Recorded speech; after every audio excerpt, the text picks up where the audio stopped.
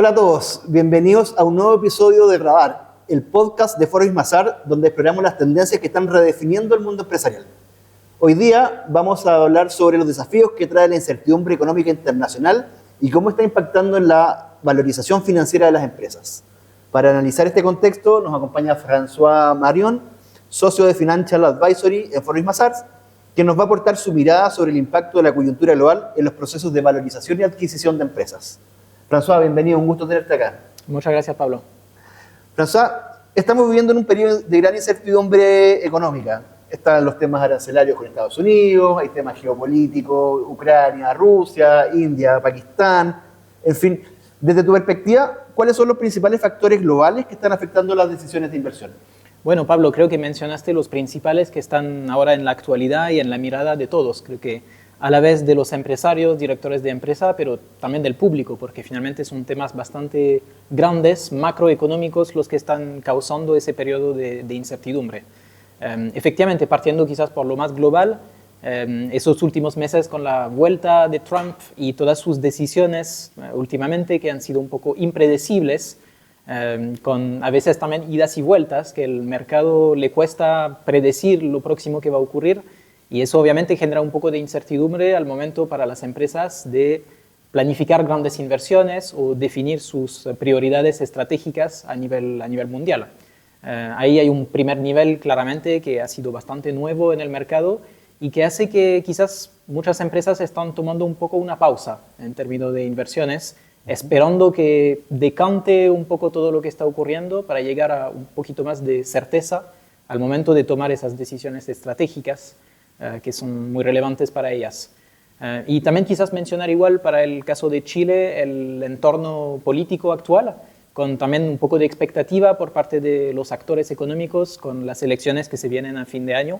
Entonces, los años preelecciones siempre son un poco un momento también de pausa, expectativa, a ver lo que salga, para ver en función de lo que ocurra, digamos, cuáles son las decisiones que se pueden tomar. Pero entiendo lo que nos mencionas, digamos, y entendemos que son los grandes hechos, pero ¿cómo afectan, digamos, en el tema de valorización de empresas? Me imagino que hay efectos en tipo de cambio, en tasas de interés.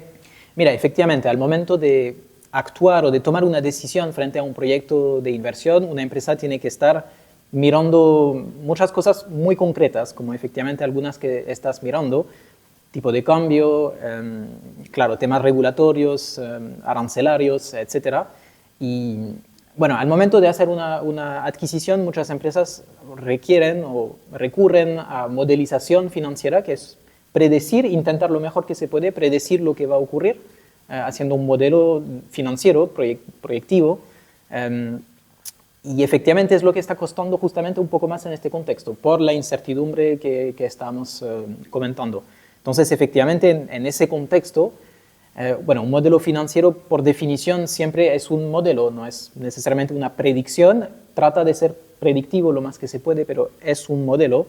Y en un contexto tan incierto como el que estamos viviendo estos últimos meses, efectivamente cuesta un poco más llegar a una proyección certera, y por eso se utiliza mucho una herramienta específica en el contexto de modelos, que son los análisis de sensibilidad, uno lo llama, porque al final, para explicar un poco de qué se trata, son tantos los parámetros que pueden influir, que pueden cambiar, que no tiene mucho sentido intentar de hacer proyecciones muy específicas, utilizando un tipo de cambio, una tasa de crecimiento, un tipo de interés, etcétera, sino que más bien uno puede utilizar más bien rangos que son plausibles, razonables como rango, para no tirar una proyección precisa que muy probablemente no se va a dar. Entonces uno va a empezar a testear su modelo dependiendo de cómo varían ciertos parámetros.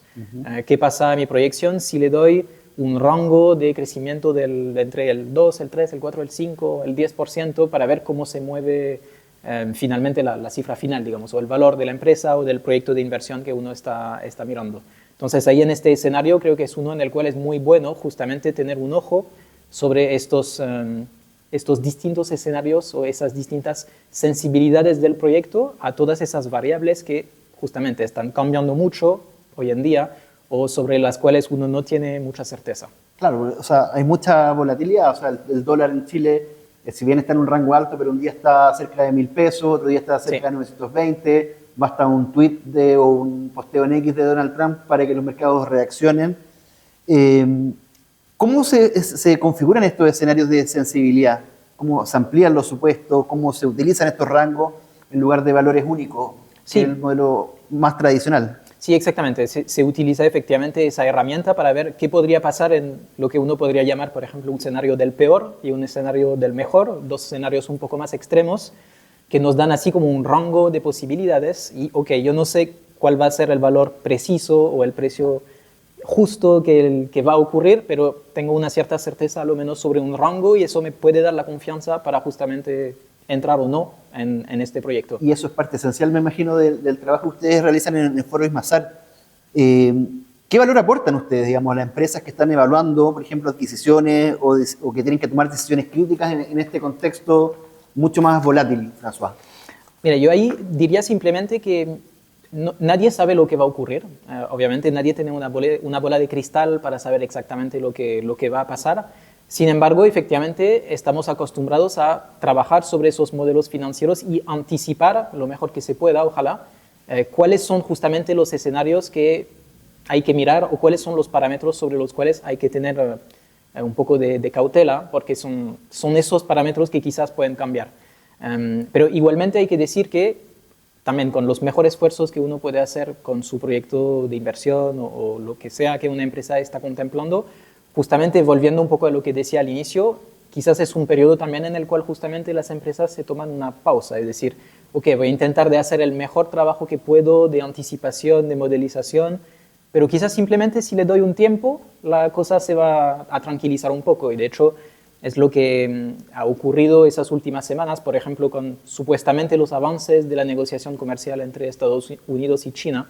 El mercado ha reaccionado de forma muy violenta porque, claro, son hechos fuertes, había una grande incertidumbre, se tranquilizó un poco, el mercado reacciona y podría seguir ocurriendo en las próximas semanas, próximos meses, por lo cual creo que para proyectos muy estratégicos de importancia vital para ciertos grupos, a pesar de que pueden estar estudiando todos esos parámetros y pedir asesoramiento frente a lo que puede pasar, y es lo que uno está haciendo en Forbis Mazars, igualmente creo que quizás es un momento también de tomarse un tiempo antes de finalmente apretar el botón, digamos. Claro, porque me imagino que el rol de validatorio del asesor financiero es muy importante, no sé, en revisión de proyectos, en verificar la información financiera, en dar apoyo técnico, quizás un poquito más preciso. Sí, tal cual. Y efectivamente, porque ahí estábamos hablando de todo este lado de modelización, de cosas inciertas, proyecciones, pero efectivamente una gran parte del trabajo que hacemos, y de hecho, bueno, tenemos un equipo dedicado a esa parte, que es Transaction Services,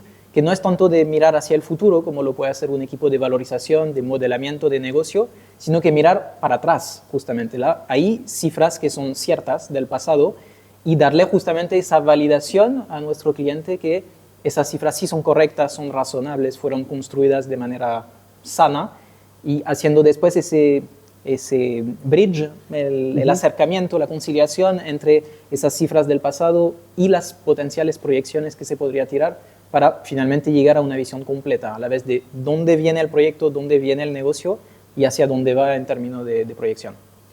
Ya lo mencionabas tú respecto a las elecciones que se vienen en Chile, lo hemos conversado con otros socios de Foro Ismazar que han participado en este podcast sobre la reforma legislativa, que también va generando expectativas. ¿Cómo se perciben estos cambios, un poquito con factores más internos desde el mundo financiero, del mundo de la valorización de empresas?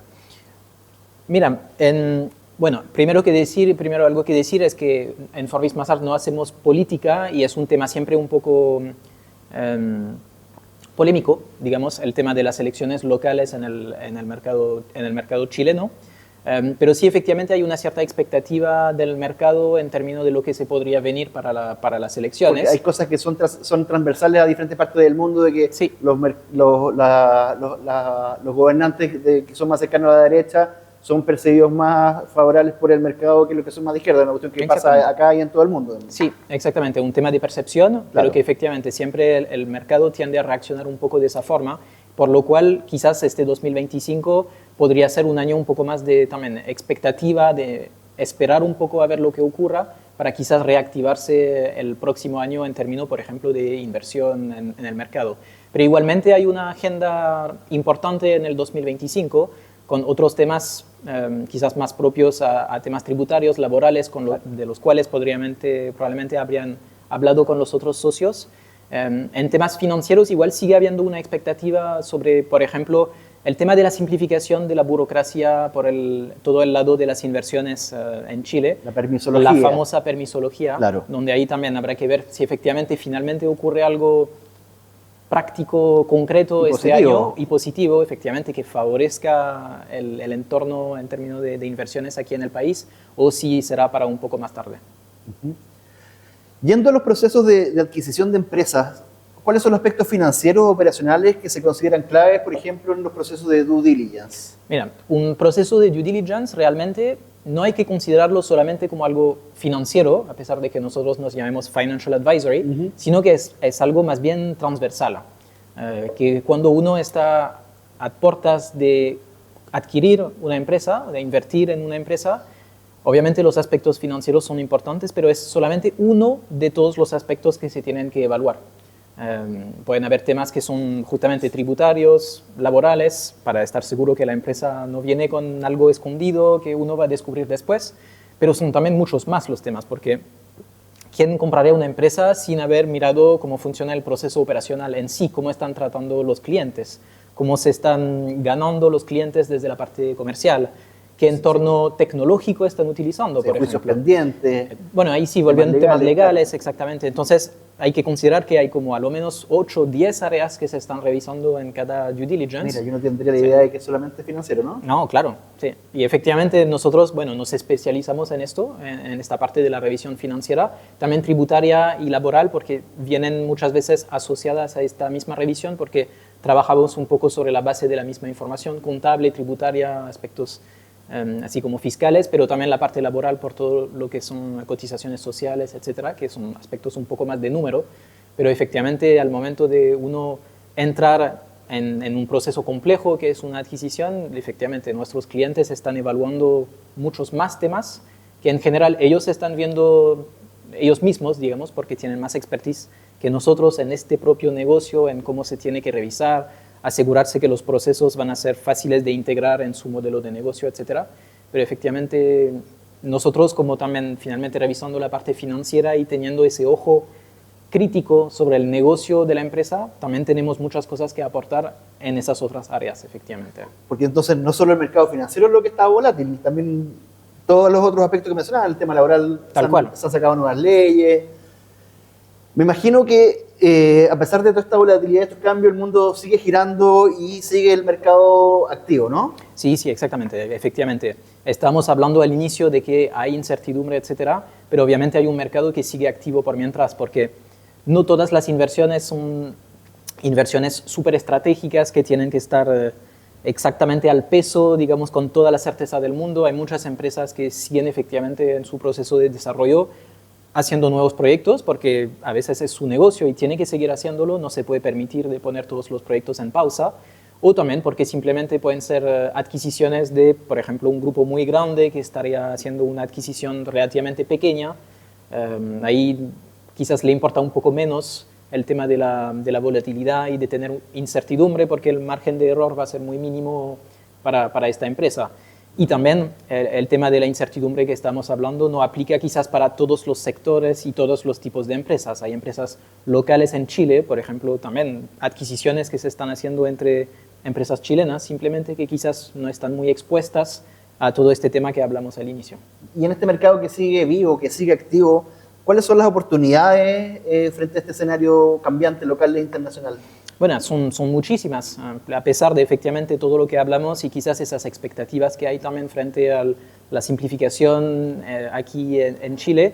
Igualmente hay muchas empresas familiares que crecieron, que son exitosas y que pueden ser súper atractivas para grupos, a la vez en Chile, que simplemente quieren ampliar su cartera de clientes o adquirir algún tipo de conocimiento específico o de competencia específica que tienen empresas más pequeñas, como también grupos internacionales que simplemente quieren entrar a Chile, desarrollar su presencia en Chile y que, claro, esos temas de incertidumbre que estábamos hablando al inicio son un factor menor finalmente para ellas. Así que es un mercado que sigue bien activo, por suerte, y ojalá lo va a seguir siendo para lo que queda del año.